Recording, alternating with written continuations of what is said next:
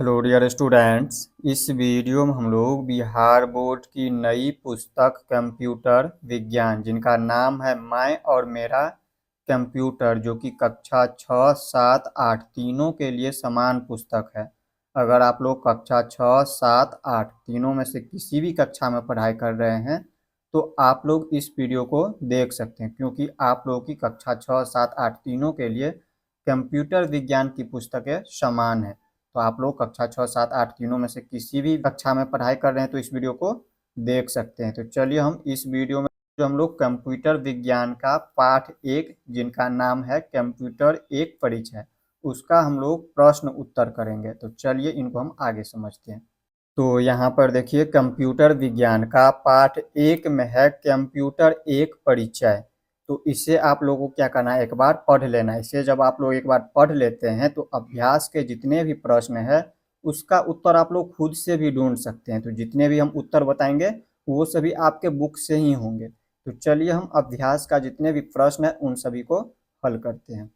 तो यहाँ पर देखिए, पाठ 1 का अभ्यास के प्रश्न 1 में दिया हुआ है, नीचे दिए गए प्रश्नों के विकल्पों में से सही उत्तर का चयन कीजिए। प्रश्नों को समझिए, प्रश्न में क्या कह रहा है। प्रश्न कह रहा है नीचे दिए गए प्रश्नों के, यानी कि नीचे जो ये प्रश्न दिया जैसे पहला दूसरा वो सभी प्रश्न जो दिया हुआ है इनके विकल्पों में से सही उत्तर का चयन करना। जैसे प्रश्न 1 जो दिया हुआ है इनका ये हमारा विकल्प हो गया ABCD। तो इसमें से क्या करना है, सही उत्तर का चयन करना है, यानी कि ढूंढ करके बताना है आप लोगों को। तो देखिए, जैसे प्रश्न 1 में दिया हुआ है इनमें से कौन सा कार्य हम कंप्यूटर के द्वारा कर सकते हैं। प्रश्न कह रहा है हम जो है कंप्यूटर के माध्यम से कौन सा काम कर सकते हैं। तो देखिए, कंप्यूटर के माध्यम से हम लोग गाना सुन सकते हैं, कंप्यूटर के माध्यम से हम लोग चित्र भी बना सकते हैं, कंप्यूटर के माध्यम से हम लोग खेल भी खेल सकते हैं। तो यहाँ पे हम तीनों कर सकते हैं। तो हम क्या करेंगे, इसमें डी आंसर में लगाएंगे, यहाँ पे टिक लगा देंगे डी में, यानी कि उपयुक्त सभी हो जाएंगे। गाना भी हम कंप्यूटर के माध्यम से सुन सकते हैं, चित्र भी बना सकते हैं कंप्यूटर के माध्यम से, और खेल भी खेल सकते हैं। अब इसी तरह से यहाँ पे देखिए दूसरा नंबर में इसको थोड़ा सा ऊपर कर लेते हैं। अब देखिए दूसरा में क्या दिया हुआ है, टीवी के स्क्रीन की तरह दिखने वाले कंप्यूटर के भाग को क्या कहते हैं। देखिए, टीवी के स्क्रीन की तरह दिखने वाले भाग को हम मॉनिटर कहते हैं। जैसे यहाँ पर आप लोगों को दिखा देते हैं, देखिए मॉनिटर किस तरह से दिखता है। यहाँ पर देखिए आप लोगों को दिख रहा होगा, ये जो दिख रहा है भाग, ये इस पे जो दिखता है ये टीवी की तरह, ये हमारा मॉनिटर होता है, इसे हम मॉनिटर कहते हैं। तो यही हमारा उत्तर हो जाएंगे। यहाँ पे दूसरा प्रश्न 2 जो दिया है इसका उत्तर क्या हो जाएंगे, यहाँ पे हो जाएंगे मॉनिटर, ए नंबर हो जाएंगे। अब इसी तरह से यहाँ पे देखिए तीसरा नंबर, ये जो तीसरा दिया इसको समझिए। तीसरा कह रहा है कंप्यूटर का मस्तिष्क किसे कहा जाता है। कंप्यूटर का मस्तिष्क किसे कहा जाता है, तो वो हमारा सीपीयू को कहा जाता है। इसे आप लोगों को ध्यान रखना है, इसका आंसर हो जाएंगे डी। यहाँ पे सीपीयू को हम क्या कहते हैं, कंप्यूटर का मस्तिष्क कहते हैं। अब इसी तरह से यहाँ पे देखिए 4 नंबर, इसको थोड़ा सा ऊपर कर लेते हैं। अब देखिए इसी तरह से 4 में दिया हुआ है क्या, ब्लेज पास्कल द्वारा विकसित एडिंग मशीन को किस नाम से जाना जाता है। देखिए, ब्लेड पास्कल द्वारा जो विकसित किया गया है मशीन, एडिंग मशीन, उसको हम किस नाम से जानते हैं। तो उसको हम लोग सी यहाँ पे पास्क लाइन से जानते हैं। तो यहाँ पे लिख देंगे पास्क लाइन, ये हमारा उत्तर हो जाएंगे। इसका सी में हम टिक लगाएंगे। अब इसी तरह से यहाँ पे देखिए 5 नंबर में, 5 में कह रहा है कंप्यूटर का जनक किसे कहा जाता है। कंप्यूटर का जनक यानी कंप्यूटर के पिता किसे कहा जाता है। तो देखिए, कंप्यूटर का पिता जो है चार्ल्स बेबेज को कहा जाता है। जनक कहिए या फिर पिता कहिए, तो कंप्यूटर का पिता हम चार्ल्स बेबेज को कहते हैं। अब इसी तरह से हम तो देख लेते हैं हम इनसे आगे। अब देखिए इसी तरह से प्रश्न संख्या 2 में क्या कह रहा है। प्रश्न संख्या 2 कह रहा है सही कथन के सामने सही तथा गलत कथन के सामने गलत का चिन्ह लगाइए। देखिए, ये हमारा सही का चिन्ह हो गया और ये हमारा गलत का चिन्ह हो गया। तो देखिए, जो कथन सही होगा उसके सामने यहाँ पे इस बॉक्स में क्या करना है, हमें सही का चिन्ह लगाना है, और जो कथन गलत होगा उसके सामने यहाँ पे हमें क्या करना है, गलत का चिन्ह लगाना है। तो देखिए कथन जैसे पहला में क्या दिया हुआ है, पहला कथन कह रहा है कंप्यूटर एक इलेक्ट्रॉनिक उपकरण है। क्या कंप्यूटर एक इलेक्ट्रॉनिक उपकरण है या नहीं। तो कंप्यूटर एक इलेक्ट्रॉनिक उपकरण है, तो हम इसमें कहेंगे ये जो कथन है ये सही है, तो हम सही का टिक लगा देंगे। अब इसी तरह से यहाँ पे देखिए दूसरा नंबर, दूसरा कथन कह रहा है कंप्यूटर बिना निर्देश दिए ही काम कर सकता है। यानी कि प्रश्न कह रहा है कंप्यूटर जो है बिना आदेश के, निर्देश यानी बिना हम उनको आदेश दिए ही वो हमारा काम कर सकता है। तो ये गलत है। जब तक हम उनको आदेश नहीं देंगे, जब तक हम उनको बताएंगे नहीं, तब तक वो हमारा कोई काम कर ही नहीं सकता। अपने आप कंप्यूटर कोई भी काम नहीं करता है, उसको जब तक हम कमांड नहीं देंगे तब तक वो हमारा काम नहीं करेगा। तो इसमें हम लिखेंगे गलत, ये हमारा गलत कथन है। अब इसी तरह से यहाँ पे देखिए तीसरा में कह रहा है माउस के द्वारा हम कंप्यूटर पर टाइपिंग कर सकते हैं। देखिए माउस के द्वारा हम कंप्यूटर पर टाइपिंग नहीं कर सकते हैं। टाइपिंग हम लोग क्या करते हैं, कीबोर्ड के माध्यम से करते हैं। जैसे यहाँ पर आप लोगों को कीबोर्ड दिखा देते हैं, तो देखिए ये हमारा कीबोर्ड, ये हमारा होता है कीबोर्ड, इसके माध्यम से हम टाइपिंग करते हैं, ना कि माउस के माध्यम से। माउस देखिए किस तरह का होता है, ये हमारा होता है माउस, टाइपिंग हमारा कीबोर्ड से होता है। तो यहाँ पर देखिए ये भी कथन हो जाएंगे गलत। अब इसी तरह से यहाँ पे देखिए 4 नंबर में कह रहा है कंप्यूटर पर लंबे समय तक बड़ी मात्रा में डाटा को स्टोर किया जा सकता है। तो ये हमारा कथन सही हो जाएंगे। देखिए प्रश्न कह रहा है कंप्यूटर पर लंबे समय तक बड़ी मात्रा में डाटा को स्टोर किया जा सकता है, यानी कहने का मतलब है ये जो कथन है, कथन कह रहा है कंप्यूटर पर हम जो है लंबे समय के लिए यानी कि अधिक समय के लिए डाटा स्टोर, ये डाटा स्टोर क्या होता है, जैसे हो गया फोटो रखते हैं आप लोग, वीडियो रखते हैं, वो सभी डाटा कहलाती है। तो वो डाटा हम लंबे समय तक के लिए कंप्यूटर पर रख सकते हैं। तो ये हमारा कथन सही हो जाएंगे। अब इसी तरह से यहाँ पे देखिए 5 नंबर में कह रहा है कीबोर्ड से जो कुछ भी टाइप किया जाता है उसे मॉनिटर पर देखा जा सकता है। तो देखिए ये जो हमारा कीबोर्ड होता है, ये जो कीबोर्ड दिया हुआ है, इस पे जो भी हम टाइपिंग करते हैं उसे हम मॉनिटर पर देख सकते हैं। यहाँ पर देखिए मॉनिटर दिखाते हैं आप लोगों को। देखिए ये होता है हमारा मॉनिटर, ये जो दिया हुआ है ये क्या है, मॉनिटर है। तो इस पर हम देख सकते हैं, इसके स्क्रीन पर हम देख सकते हैं जो भी टाइपिंग करेंगे। तो ये हमारा कथन सही हो जाएंगे। तो इस तरह से आप लोग प्रश्न संख्या 2 को भी समझ गए होंगे। अब हम देख लेते हैं इसी तरह से प्रश्न संख्या 3 को। अब देखिए इसी तरह से प्रश्न संख्या 3 में क्या कह रहा है, प्रश्न संख्या 3 कह रहा है रिक्त स्थानों को उपयुक्त शब्दों से भरिए। यानी कि ये जो खाली जगह, रिक्त स्थान का मतलब होता है खाली जगह, तो ये हमारा खाली जगह है। तो इसको क्या करना है, उपयुक्त शब्दों से, यानी कि इस शब्द में से क्या करना है, जो सही शब्द होगा उनको छांट करके इसमें भरना है। तो देखिए पहला कह रहा है प्रश्न कीबोर्ड के द्वारा कंप्यूटर में डाइस का कार्य किया जाता है। तो देखिए कीबोर्ड के द्वारा कंप्यूटर में हम इनपुट का कार्य करते हैं। किस चीज का कार्य करते हैं, इनपुट का। तो इसमें भर देंगे हम इनपुट, ये हमारा हो जाएंगे इनपुट। इस तरह से आप लोग को भर देना पहला में। अब इसी तरह से यहाँ पे देखिए दूसरा प्रश्न दिया हुआ है प्रश्न संख्या 3 का, कंप्यूटर शब्द कंप्यूट से बना है जिसका अर्थ डाइस है। तो देखिए ये जो कंप्यूट दिया है, कंप्यूट अंग्रेजी भाषा के शब्द कंप्यूट से बना है जिनका अर्थ है गणना करना। तो यहाँ पर देखिए कंप्यूटर शब्द कंप्यूट से बना है जिनका अर्थ क्या है, गणना करना। यहाँ पर हम लिख देंगे दूसरा का आंसर हो जाएंगे गणना करना। इस तरह से आप लोगों को भर देना है दूसरा का आंसर। अब इसी तरह से यहाँ पे देखिए प्रश्न संख्या 3 का ये तीसरा नंबर कह रहा है डेटा आदि के परिणाम को संग्रहित करने की प्रक्रिया को डाइस कहते हैं। यहाँ पर हमारा डेटा आदि के परिणाम को संग्रहित करने की प्रक्रिया को हम क्या कहते हैं, तो स्टोरेज कहते हैं। स्टोरेज में ही डेटा क्या होता है, संग्रहित होता है, यानी कि रखा जाता है। जैसे अगर आपका फ़ोन ही समझिए, फ़ोन में जो हमारा जितना स्टोरेज होगा, जैसे 2 GB स्टोरेज है, तो 2 GB से ज़्यादा हम ना ही वीडियो रख सकते हैं ना ही फ़ोटो रख सकते हैं। तो हमारा वो होता है स्टोरेज। तो यहाँ पर हम क्या लिखेंगे, इसमें देखिए यहाँ पे स्टोरेज है तो इसको हम इसमें भरेंगे स्टोरेज। अब इसी तरह से यहाँ पे देखिए 4 नंबर, प्रश्न संख्या 3 का ये 4 नंबर है। प्रश्न 4 कह रहा है कंप्यूटर द्वारा रॉ डेटा की प्रक्रिया के बाद प्राप्त परिणाम आउटपुट को डाइस में देखा जा सकता है। तो देखिए इसे मॉनिटर में देखा जा सकता है। कंप्यूटर द्वारा रॉ डेटा की प्रक्रिया के बाद परिणाम को, जो परिणाम यानी कि जो प्राप्त होगा उसे हम मॉनिटर पर देख सकते हैं। तो यहाँ पर हम लिख देंगे इसमें आंसर मॉनिटर, यहाँ पर लिख देना है मॉनिटर।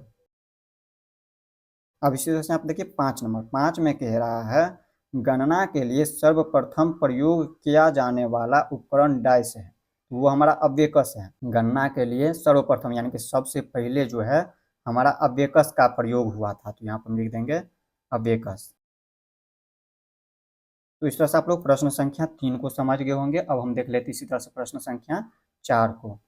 अब देखिए प्रश्न संख्या 4 में क्या कह रहा है, प्रश्न संख्या 4 है लघु उत्तरीय प्रश्न। देखिए प्रश्न 4 में लघु उत्तरीय प्रश्न है और 5 में दीर्घ उत्तरीय प्रश्न है। अब लघु उत्तरीय प्रश्न क्या है और दीर्घ उत्तरीय प्रश्न का मतलब क्या है, तो देखिए लघु उत्तरीय प्रश्न जो है शॉर्टकट में यानी कि छोटा में आंसर दिया जाता है, और दीर्घ उत्तरीय प्रश्न का उत्तर जो है लॉन्ग में यानी कि बड़ा में दिया जाता है। तो देखिए प्रश्न संख्या 4 में ये हमारा लघु उत्तरीय प्रश्न है, तो इन सभी को क्या करना है, छोटा में आंसर देना है। तो देखिए पहला दिया हुआ है प्रश्न, कंप्यूटर को कंप्यूटर सिस्टम क्यों कहा जाता है। तो देखिए इसका उत्तर हम यहाँ पर लिख दिए हैं और इनको आप लोग हम समझाते हैं। तो यहाँ पर समझिए, यहाँ पर देखिए कंप्यूटर एक परिचय से, यहाँ पर देखिए प्रश्न 4 में यहाँ पर लघु उत्तरीय प्रश्न है। तो प्रश्न क्या कह रहा था, प्रश्न हमारा कह रहा है कंप्यूटर को कंप्यूटर सिस्टम क्यों कहा जाता है? तो देखिए इसका उत्तर हम लिखेंगे, कंप्यूटर को कंप्यूटर सिस्टम इसलिए कहा जाता है क्योंकि यह कई घटकों और इकाइयों से मिलकर बना होता है जो एक साथ मिलकर काम करते हैं, जैसे हार्डवेयर हो गया, सॉफ्टवेयर हो गया, इनपुट हो गया, आउटपुट हो गया, स्टोरेज हो गया, सीपीयू हो गया इत्यादि। इस तरह से इसका उत्तर आप लोगों को लिख देना है। अब इसी तरह से प्रश्न संख्या 2 में देखिए क्या दिया हुआ है, प्रश्न 2 को समझिए। इसमें कह रहा है कंप्यूटर हमारे दैनिक कार्यों में कैसे सहायता प्रदान करता है? तो इसका उत्तर हम यहाँ पर लिख दिए हैं, यहाँ पर समझिए। प्रश्न 2 यहाँ पर दिया हुआ है, इसका उत्तर देखिए, कंप्यूटर हमारे दैनिक कार्यों में कई तरह से सहायता प्रदान करते हैं, जैसे छोटा में आंसर देना, पढ़ाई में, ऑफिस के काम में, बैंकिंग में, मनोरंजन इत्यादि में। देखिए पढ़ाई के काम में भी, ऑनलाइन जो हम पढ़ाई करते हैं उसमें भी हमें सहायता प्रदान करता है कंप्यूटर। इसी तरह से ऑफिस में भी, जैसे हम माइक्रोसॉफ्ट एक्सेल का यूज करते हैं, बहुत सारे है, जैसे बैंकिंग में भी लेन देन के लिए, मनोरंजन में जैसे हम गेम खेलते हैं, इन सभी के लिए हमें दैनिक कार्यों में क्या करता है कंप्यूटर मदद। तो इन सभी के लिए कंप्यूटर जो हमारा दैनिक कार्यों में कई तरह से सहायता करते हैं। इस तरह से आप लोगों को उत्तर लिख देना है। अब इसी तरह से प्रश्न संख्या 3 यहाँ पे हम लिख दिए, इसी को समझिए। यहाँ पे देखिए प्रश्न संख्या 3 में दिया हुआ है कंप्यूटर की विशेषताएं बताइए। कंप्यूटर की हमें विशेषता बताना है। देखिए ये जो उत्तर दिए हुए हैं ये आपके बुक में दिया हुआ है। तो देखिए उत्तर के यहाँ पे लिखेंगे कंप्यूटर की विशेषताएं निम्न प्रकार है, यानी कि इस प्रकार है। पहला हमारा गति। तो देखिए गति में क्या होता है, कंप्यूटर बहुत ही तीव्र गति से कार्य करने वाला इलेक्ट्रॉनिक उपकरण है। इसी तरह से यहाँ पर दूसरा लिख देना है, कंप्यूटर बिना गलती किए सही सही गणनाएं कर सकता है। इसी तरह से यहाँ पर हमने तीसरा लिखा हुआ है, कंप्यूटर अपनी मेमोरी में बड़ी मात्रा में डेटा को लंबे समय तक स्टोर कर सकता है। इसी तरह से यहाँ पर देखिए 4 में हमने लिखा है, यह बिना थके हुए किसी भी कार्य को बार बार कर सकता है। इसी तरह से यहाँ पे देखिए हमारा 5 में है बहु कार्य क्षमता। यहाँ पर कंप्यूटर एक समय में कई कार्यों को एक साथ कर सकता है। इसी तरह से यहाँ पे देखिए 6 में दिया है स्वचालन। अब यहाँ पे स्वचालन मतलब कंप्यूटर दिए गए निर्देशों के अनुसार स्वयं से कार्य कर सकता है। तो यहाँ पर देखिए हमने इनकी विशेषताएं में 6 लिख दिया है। तो आप लोगों को ज्यादा नहीं लिखना, इतना बड़ा नहीं लिखना। आप लोगों को क्या करना है, 2 विशेषताएं बता देना, पहला दूसरा, इस तरह से आप लोग बता दीजिएगा, बस हो जाएगा। उतना आप लोगों को नहीं लिखना है। इस तरह से आप लोग प्रश्न संख्या 4 का तीसरा नंबर समझ गए होंगे। अब हम देख लेते हैं इसी तरह से प्रश्न संख्या 4 को। देखिए प्रश्न 4 में कह रहा है कंप्यूटर कैसे कार्य करता है। तो यहाँ पर देखिए इसका उत्तर हम लिख लिए हैं, यहाँ पे आप लोगों को हम समझाते हैं। यहाँ पर देखिए प्रश्न संख्या 4 का 4 नंबर, कंप्यूटर कैसे कार्य करता है। तो इसका उत्तर हम लिखेंगे, कंप्यूटर एक इलेक्ट्रॉनिक उपकरण है। यह उपलब्ध कराए गए डेटा एवं निर्देशों के आधार पर विभिन्न तरह के कार्य कर सकता है। ये हमारा इसका उत्तर हो जाएंगे। अब इसी तरह से यहाँ पे 5 नंबर में ये जो दिया हुआ है डेटा यानी डाटा एवं सूचना, इसको अंग्रेजी में कहते हो इन्फॉर्मेशन, में क्या अंतर है। डाटा और इन्फॉर्मेशन यानी कि सूचना में क्या अंतर है, ये आप लोगों को बताना है, दोनों का अंतर लिखना है। यहाँ पे देखिए प्रश्न संख्या 4 का 5 नंबर में यहाँ पर हमने लिख दिया अंतर में, ये हमारा डेटा के लिए हो गया और ये हो गया सूचना। अब देखिए डेटा में और सूचना में क्या अंतर है। डेटा में क्या होता है, कच्चे तथ्य होते हैं, और यहाँ पे सूचना में क्या होता है, ये इसी को प्रोसेस किया हुआ डेटा होता है। प्रोसेस किया हुआ डेटा हमारा सूचना कहलाता है। इसी तरह से यहाँ पे देखिए डेटा में अपने आप में अर्थ नहीं होता है। सूचना में यहाँ पर देखिए सूचना जो है इसका अर्थ और उपयोग होता है। यहाँ पे उदाहरण तीसरा में देखिए लिख दिया है, जैसे यहाँ पे देखिए ये हमारा डेटा हो गया 80, 90, 100, ये जो दिया हुआ है संख्या ये हमारा डेटा हो गया। और सूचना क्या हो गया, यहाँ पे देखिए इसका उदाहरण छात्र का औसत अंक 90 है, ये हमारा क्या हो गया, सूचना हो गया। जैसे यहाँ पे देखिए इसका औसत जो निकालेंगे तो वो हमारा जो प्रोसेस होकर के होगा वो हमारा सूचना कहलाएगा। जैसे उदाहरण में छात्र का औसत अंक जो है 90 है, ये हमारा सूचना कहलाएगा। तो इस तरह से आप लोगों को अंतर लिख देना है। तो इस तरह से आप लोग प्रश्न संख्या 4 को देख लिया। अब हम देख लेते हैं इसी तरह से प्रश्न संख्या 5 को। अब देखिए इसी तरह से प्रश्न संख्या 5 में दिया हुआ है दीर्घ उत्तरीय प्रश्न। दीर्घ उत्तरीय प्रश्न में थोड़ा सा बड़ा आंसर देना होता है। तो देखिए पहला कह रहा है कंप्यूटर के विकास की संक्षिप्त जानकारी दीजिए। संक्षिप्त यानी कि देखिए ये दीर्घ उत्तरीय में तो होगा ही, लेकिन संक्षिप्त यानी कि छोटा करके उत्तर देना है। कंप्यूटर के विकास के बारे में छोटा करके संक्षिप्त जानकारी देना है, यानी कि शॉर्टकट में इनका आंसर देना है। तो देखिए यहाँ पर इसका उत्तर हम लिख दिया, यहाँ पर समझाते हैं। देखिए प्रश्न 5 का हमने उत्तर इस तरह से लिख दिया। दीर्घ उत्तरीय प्रश्न में यहाँ पे इसका उत्तर लिखे कंप्यूटर के विकास की संक्षिप्त जानकारी दीजिए। मैं 19वीं शताब्दी में अंग्रेज गणितज्ञ चार्ल्स बैबेज ने एक यांत्रिक गणना यंत्र विकसित किया जिसका नाम डिफेंस इंजन रखा गया। सन 1837 में चार्ल्स बैबेज ने डिफेंस इंजन का विकसित रूप एनालिटिकल इंजन तैयार किया।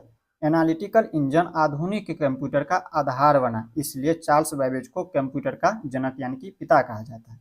अब इसके बाद क्या करना है, इसका पीढ़ी भी लिख देना है। यहाँ पे विकास कैसे हुआ, तो इसके बाद देखिए पहला पीढ़ी कंप्यूटर का विकास में पहला पीढ़ी है 1940 से 1956 तक, ये हमारा पहला पीढ़ी चला। इसी तरह से यहाँ पे देखिए दूसरा पीढ़ी जो है 1957 से 1963 तक चला। इसी तरह से यहाँ पे तीसरी पीढ़ी आया कब, 1964 से 1971 तक चला है। अब इसी तरह से यहाँ पे चौथा पीढ़ी 1971 से 1980, और अभी जो चल रहा है वो हमारा पांचवी पीढ़ी चल रहा है। पांचवी पीढ़ी यहाँ पे 1981 से जो है वर्तमान तक, अभी जैसे चल रहा है 2025, तो वहां तक चल रहा है पांचवी पीढ़ी। तो ये हमारा हो गया इस तरह से प्रश्न संख्या 5 का पहला उत्तर। अब इसी तरह से यहाँ पे देखिए दूसरा देखेंगे, दूसरा प्रश्न क्या कह रहा है, विभिन्न प्रकार के कंप्यूटर की चर्चा कीजिए। देखिए जितना भी हम उत्तर दे रहे हैं वो आप लोगों के बुक में दिया गया है, उसी में से हम क्या करें, ढूंढ करके लिखे हुए हैं। तो यहाँ पर विभिन्न प्रकार के कंप्यूटर की हमें चर्चा कीजिए कह रहा है। तो यहाँ पर देखिए इसका उत्तर हम लिखेंगे, प्रश्न संख्या 5 का ये दूसरा नंबर क्या कह रहा था, विभिन्न प्रकार के यानी कि अलग अलग प्रकार के कंप्यूटर की चर्चा करना है आप लोगों को। तो यहाँ पर हम इसका उत्तर लिखेंगे, कंप्यूटर कई प्रकार के होते हैं। देखिए आपके बुक में 3 प्रकार का ऐसे दिए हुए हैं, बाकी कंप्यूटर जो है कई प्रकार के, जब आप लोग आगे जो क्लास में जाएंगे तो आप लोगों को बताया जाएगा। सुपर कंप्यूटर सब भी होता है। यहाँ पर देखिए आप लोग को उतना नहीं जानना है, यहाँ पर देखिए जो दिया हुआ है इसको समझिए।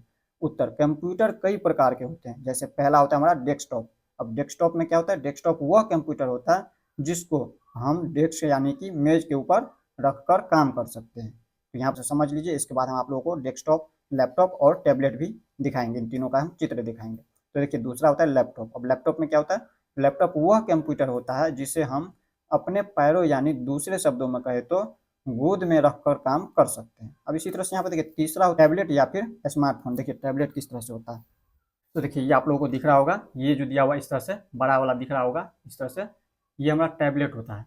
और यहाँ पर स्मार्टफोन, स्मार्टफोन जो आप लोग अभी यूज कर रहे हैं जिसमें देख रहे हैं, ये हमारा होता है स्मार्टफोन। इस तरह से, इस तरह से आप लोग समझ गए स्मार्टफोन कैसा होता है। टैबलेट और स्मार्टफोन को आप लोगों को आकृति दिखा दिए।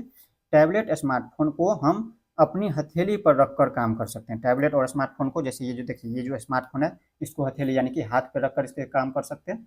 यहाँ पे इस तरह से लिख देंगे। और लैपटॉप क्या होता है, तो लैपटॉप का भी दिखा देते हैं आकृति। देखिए लैपटॉप का आकृति हम यहाँ पे समझा देते हैं। तो यहाँ पर देखिए लैपटॉप, ये हमारा होता है लैपटॉप। ये इस तरह से आप लोग आकृति दिख रहा होगा आप लोगों को, ये हमारा लैपटॉप होता है, ये हमारा टैबलेट होता है, और ये जो दिया हुआ है ये हमारा डेस्कटॉप होता है। डेस्कटॉप यानी कि इसको हम कहीं पे क्या करते हैं, मेज या टेबल पे हम रख करके इसको काम करते हैं। तो ये हमारा हो गया, समझ गए आप लोग, डेस्कटॉप। ये हो गया हमारा लैपटॉप और ये हमारा हो गया टैबलेट। तो इसी को हम अभी लिखे हैं, उत्तर में जो आप लोगों को लिखे हैं इसी को हम दिए हुए हैं, और यही इसका उत्तर हम जो है लिखे हुए हैं। तो इस तरह से आप लोग प्रश्न संख्या 5 का दूसरा नंबर भी समझ गए होंगे। नेक्स्ट वीडियो में हम लोग इनसे अगला पाठ देखेंगे। मिलते हैं नेक्स्ट वीडियो में। जय हिंद।